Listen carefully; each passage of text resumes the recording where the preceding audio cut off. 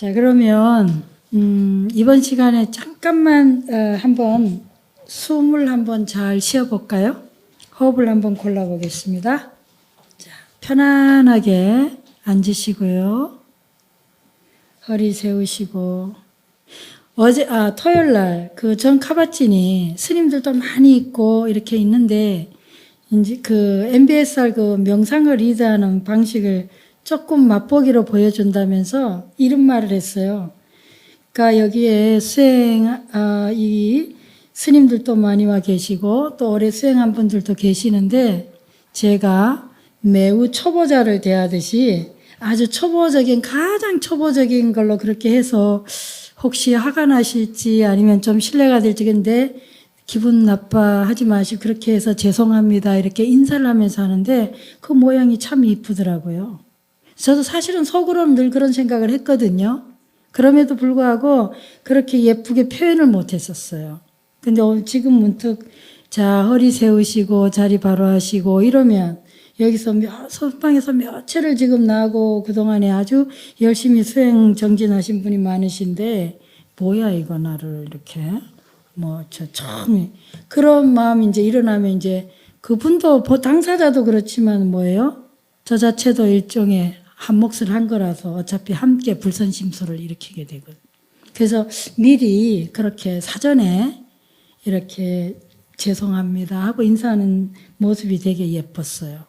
참 배려심이 있더라고요. 저도 이제 그렇게 해야겠어요. 죄송합니다.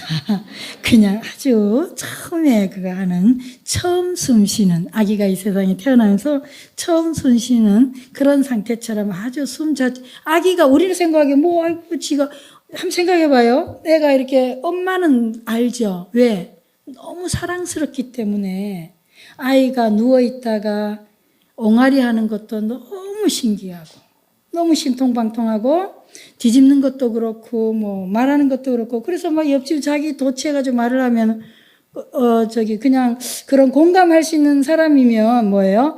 정말 그렇구나 할 텐데 전혀 요즘 독신도 많고 저거 조금 마음이 다 각박하니까 뭐야 자기만 천재인 줄 알아? 이러던가 아니면 애가 다 크면 그러지 다 짓고 일어나지 기구하지 때 되면 다 기는 거지 이렇게 해버리면 정말 아닌데 정말 우리가 애정의 눈으로 관심을 가지고 보면은 경이롭잖아요. 누구나 다 기기 때문에 그저 그런 게 아니고 누구나 다 기지만 그러나 내 앞에 나와 인연 지은 이 아이가 이 생명체가 기고 일어나고 그렇게 넘어지면서 하는 일이 너무 경이롭다 이 말이죠. 근데 우리는 그런 걸 많이 놓치는 거죠. 그러고 나서 뭔가 세상 사람들이 깜짝 놀랄 만한 어떤 거를 원하거나 기대하거나 그렇게 하기 때문에 당사자가 너무 괴롭고 사는 게 아니고 자살을 생각하고 죽고 싶은 거죠. 우리 사회 청소년들이 지금 가장 많이 자살을 생각하게 되잖아요. 그래서 우리 포교원에서도 청소년 심성 개발 그 프로그램 그 일로 제가 또 엊그제 이렇게 담당자분을 뵙고 왔는데 미팅을 하고 이제 계약하기 전에 절충을 하는데 그 가장 거기에서 지금 나온 게 청소년의 분노, 좌절, 우울, 자살 이런 거.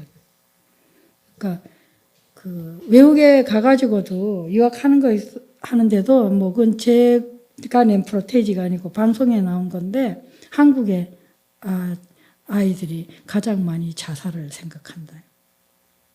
그럴 정도로 그런데 정말 근데 이제 한국에 제가 미국에 있으면서 한국 아이를 입양한 미국인 부모들이 한국 자기 나라의 그런 걸 문화를 체험시켜주기 위해서 한국 식당에 와서 한국의 음식을 그런 사람끼리 모임을 하면서 한국 음식을 먹고 그런데 우연히 갔다가 한 아이가 막 김치찌개 매운 거 먹고 막 우니까 그 외국인 엄마가 아빠가 아이를 안고 달래다가 정 안 되니까 미안하다면서 자기네 먼저 떠나는 거 이제 식당에 방해스럽다고. 근데 참 그런 걸 볼 때도 저는 굉장히 많은 느낌이 있었거든요. 근데 우리가 남들이 다 안 하는 거 너무나 깜짝 놀랄 만한 뭐 대단한 거를 그런 걸 기대한다면 정말 그 인격체와의 만남이 아니라 수단과 도구를 쓰는 거죠.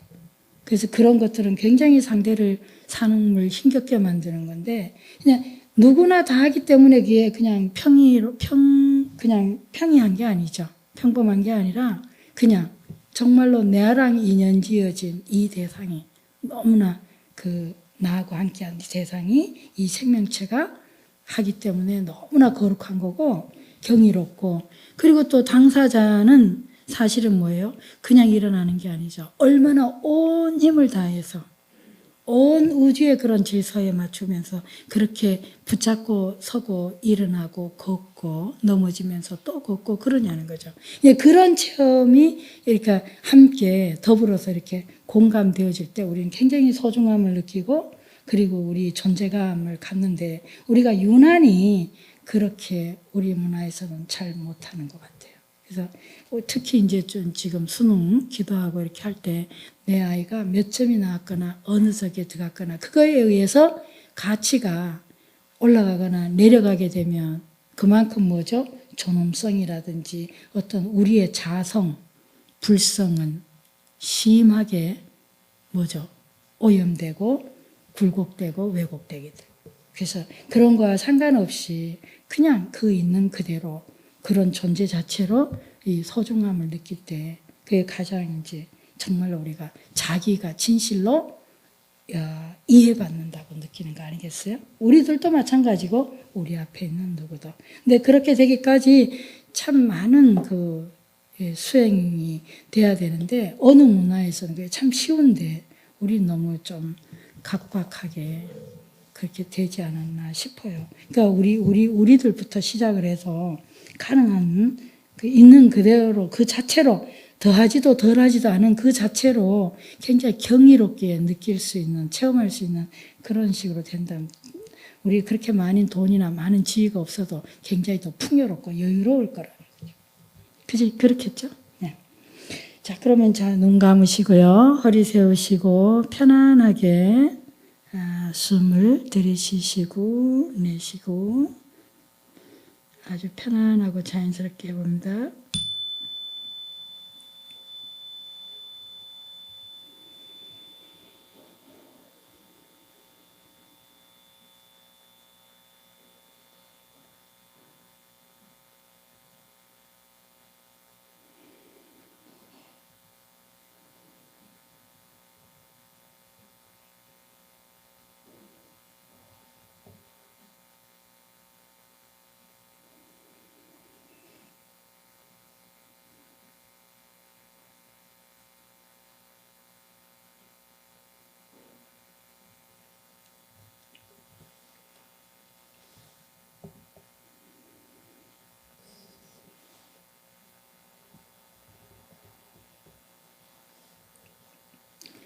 자, 숨을 편안하게 들이쉬시고 내쉬고 들이쉬실 때는 밖에 있는 공기가 몸속으로 들어오면서 부풀어지는 것, 그 느낌을 알아차리시고요. 내쉴 때는 공기가 빠져나가면서 몸 안에서 일어나는 감각이나 느낌이나 생각들을 알아차리십니다. 마음을 몸에 집중한 상태에서 읽어드리겠습니다. 한번 들어보세요. 행복도 다른 기술과 마찬가지로 훈련해야 한다. 우리는 어떻게 하면 가장 효과적인 방식으로 행복과 평화를 극대화하고 불행과 불만족을 최소화하면서 삶의 고통으로부터 자유로워질 수 있는가? 달라이 라마가 쓴 세계적인 베스트셀러 행복의 기술에서 스포츠나 다른 기술과 마찬가지로 우리가 행복해지기 위해서는 훈련과 학습이 필요하다고 했다. 그런데 문제는 어떻게 훈련하고 학습할 것인가이다. 여기에 대한 해답을 잘 예시하고 있는 재미있는 이야기가 있다.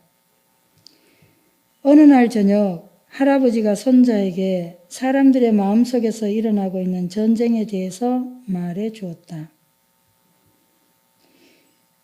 아가야, 우리 모두의 마음속에는 두 마리 여우가 싸우고 있단다.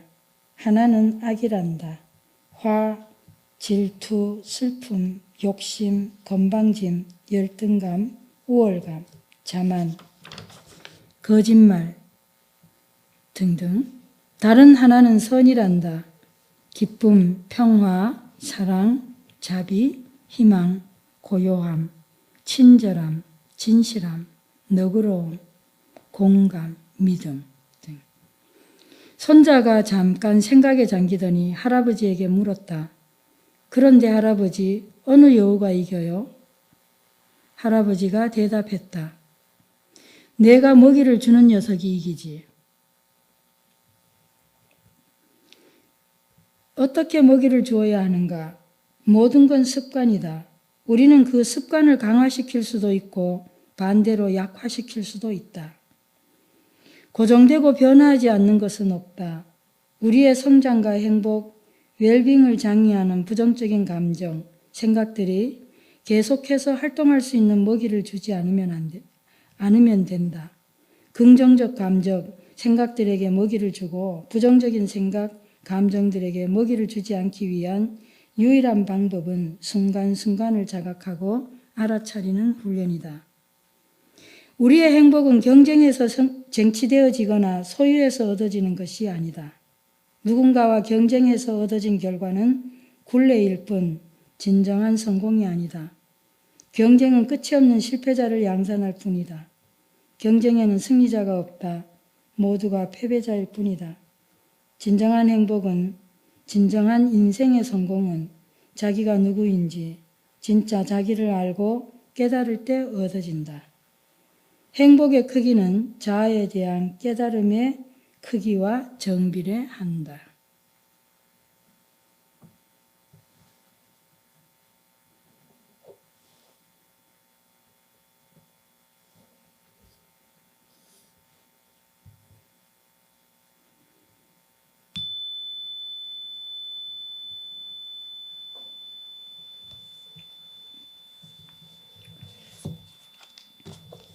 네.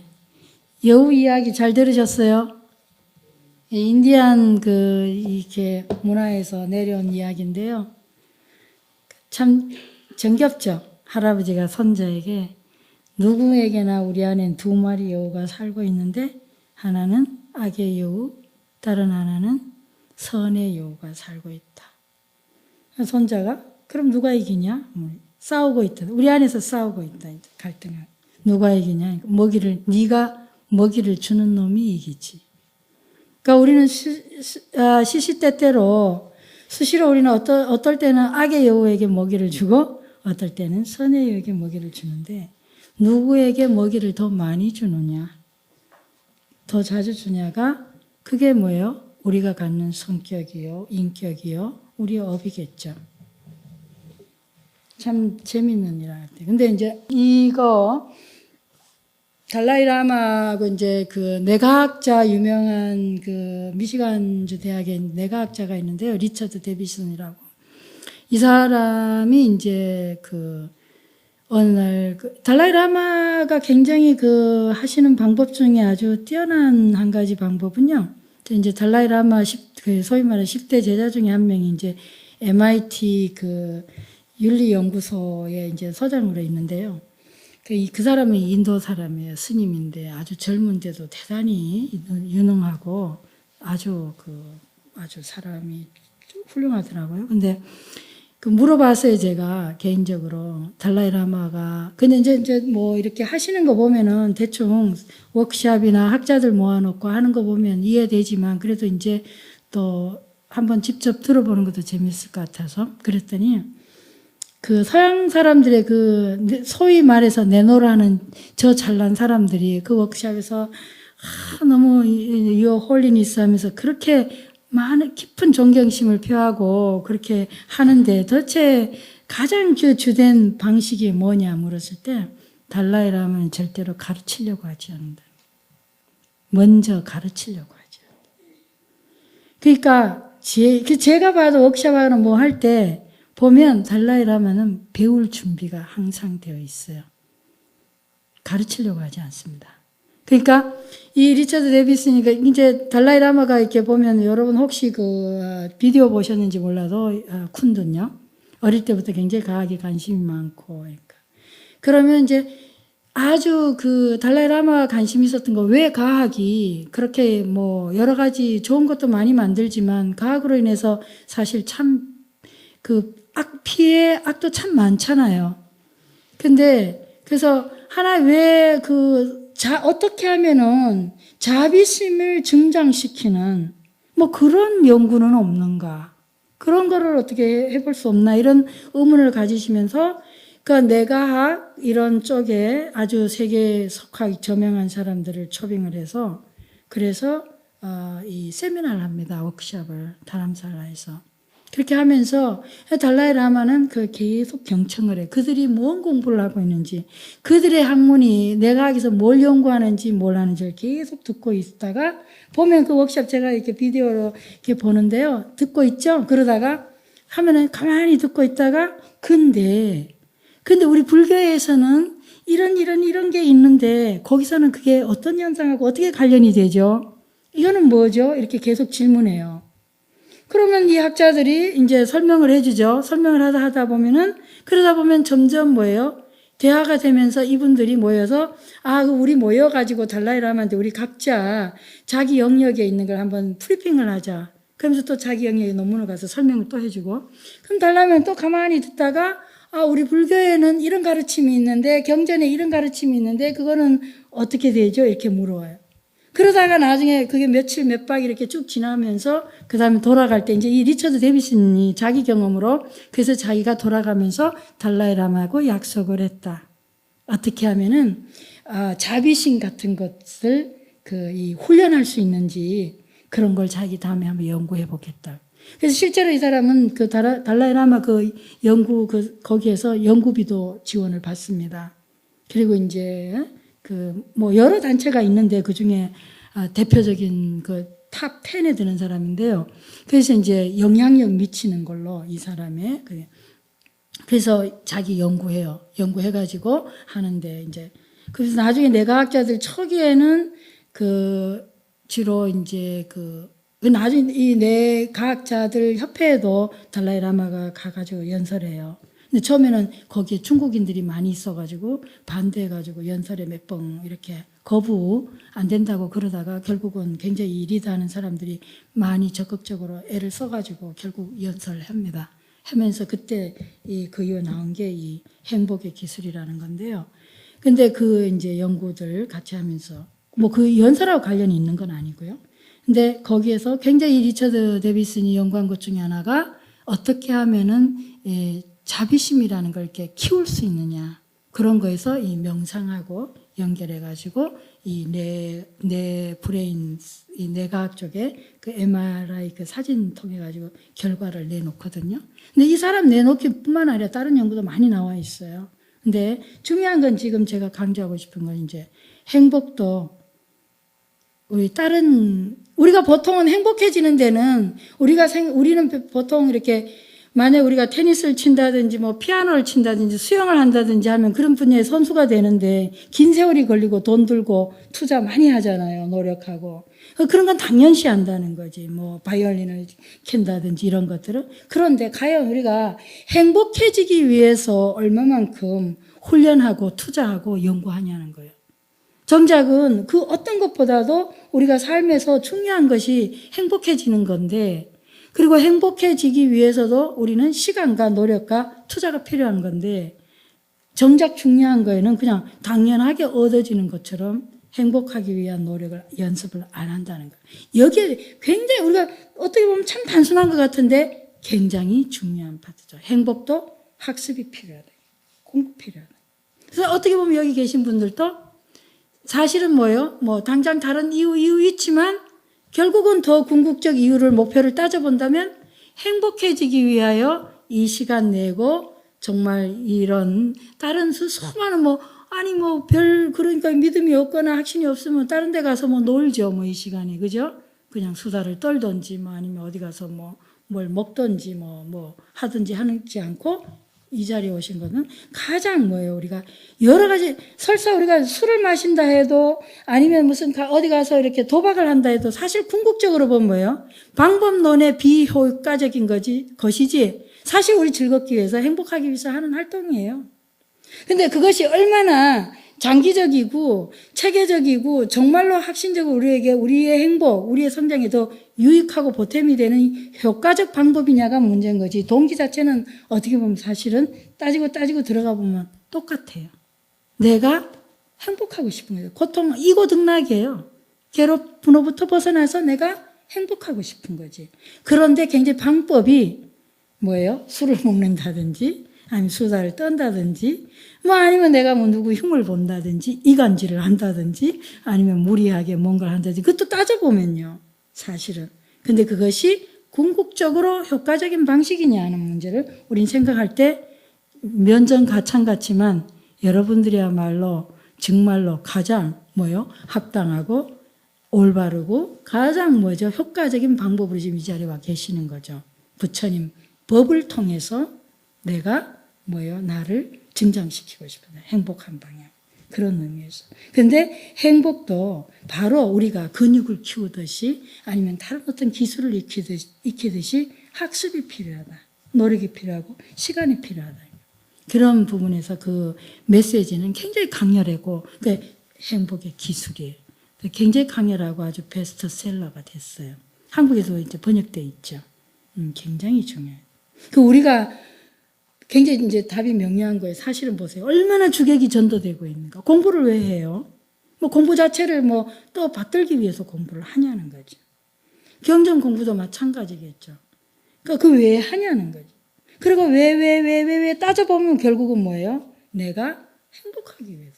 내가 정말 왜 깨달으려 하는데. 결국은 뭐죠? 내가 행복하려고 해요. 내가 사랑하고 더 많이 사랑하고 더 많이 행복하고 기쁘려고 하는 거죠. 그런데 그럴 때에 어떤 방식이 과연 가장 효과적이겠는가? 따져보면 결국은 아니라 이제 생각해 보면요. 이제 답이 나오는 거죠. 결국은 법을 추구할 때. 우리가 당장은 뭐예요? 아유, 내가 저 사람한테 끌려가지고 말이지 사랑에 빠지니까 행복해서 미쳐서 죽겠는데 그게 과연 얼마나 가겠냐 이거예요. 당장 쫓고 행복해서 미쳐서 죽고 세상이 다르게 보이고 너무 좋은데 반드시 뭐가 있죠? 그 다음은 지옥이 기다리고 있는 거죠. 너무나 사랑해서 그냥 뒤집혀가지고 행복해서 미쳐서 죽겠는데 그 순간은 극락이지만 뭐죠? 다음 순간은 지옥이에요. 왜? 왜 그렇게 했어요? 법을 모르고. 그러니까 법의 이치를 알고 법을 근본으로 해서 만나고 법을 베이스로 해서 만나고 법을 통해서 이해하고 법을 통해서 의지하게 되면은 그거는 뭐 그렇게 극락에서 뭐 지옥으로 떨어지고 뭐 거기서 다시 또 축생으로 가고 뭐 이렇게 안 되겠지만 그렇지 아니하고 가면 반드시 뭐예요? 이 윤회하게 돼 있는 거예요. 그래서 궁극적으로 우리가 왜 시간이 흐르면 흐를수록 삼기가 기가 막히는 그죠? 기가 막히는 거예요. 불법에 기이한다. 불법성 중에서. 그것이야말로 진짜 그 삼기 법에 기이하면서 그 기의를 바탕으로 해서 우리가 뭔가를 할 때, 누군가를 사랑할 때, 또 누군가를 이해할 때, 누군가를 할 때, 그거는 굉장히 이게 명료하죠. 근데 그렇지 않고 그냥 뭐 하게 되면은 그야말로 나의 욕망, 이게 나의 그냥 뭐 삼계에 껴달리는 거죠. 욕계, 색계, 무색계. 욕은 뭐였어요? 욕망. 제 방식 해석입니다. 욕망에 끄달리고, 모양, 형태에 끄달리고, 그 다음에 이름에 끄달리는 거죠. 메이커라든지 지위나 명예나 간념, 심념 뭐 이런 데 끄달려가지고, 그래서 결국은 이렇게 내가 정신없이 이렇게 흔들리는 거죠. 그런데 항상 내가 뭔가, 그거는 어쩔 수 없어요. 우리가 살아가면서 피할 수 없는 우리의 모습인데, 그럴 때마다 우리는 어떻게 돌아간다? 기이해요. 의지해요. 법에 돌아가 의지하면은 우리는 항상 뭐예요? 더 새롭게 태어나고, 그리고 또 다시 재기할 수 있는 거죠. 그러니까 어쩔 수 없이 우리가 살다 보니까 여기 끄달리기도 하고 빠지기도 하고 돌기도 하고 뭐 온갖 뭐 그냥 망상도 일어나지만 그게 문제가 되지는 않는 거죠. 왜냐하면 어떻게 보면 참 자연스럽죠. 근데 어떻게 해야 된다? 그러다가도 우리는 항시 뭐예요? 좋을 수 없잖아요. 반드시 부딪히게 돼 있다. 반드시 이렇게 빠지게 충돌하게 되고 우리가 넘어지게 돼 있을 때 그때 어디로 돌아갈 수만 있으면 된다? 법으로 의지할 수만 있으면 된다는 거예요. 그러면 그 고통은, 그 경험은 뭐죠? 우리를 더 성장시키는 걸음이 되겠죠. 그래서 그걸 잊지만 않는다면은 행복은 가면 갈수록 보장될 수 있지 않겠나요? 더 마음의 어떤 뿌듯함. 고통이 우리를 불행하게 하는 건 절대 아니라고 보죠. 고통이 우리를 성장시키느냐 아니면 그 고통으로 우리를 더 피폐시키느냐 하는 것은 순전히 뭐예요? 우리의 선택에 달린 건데 그걸 우리가 어떻게 받아들이냐, 이해하냐, 자각하냐 그런 부분이 되겠어요.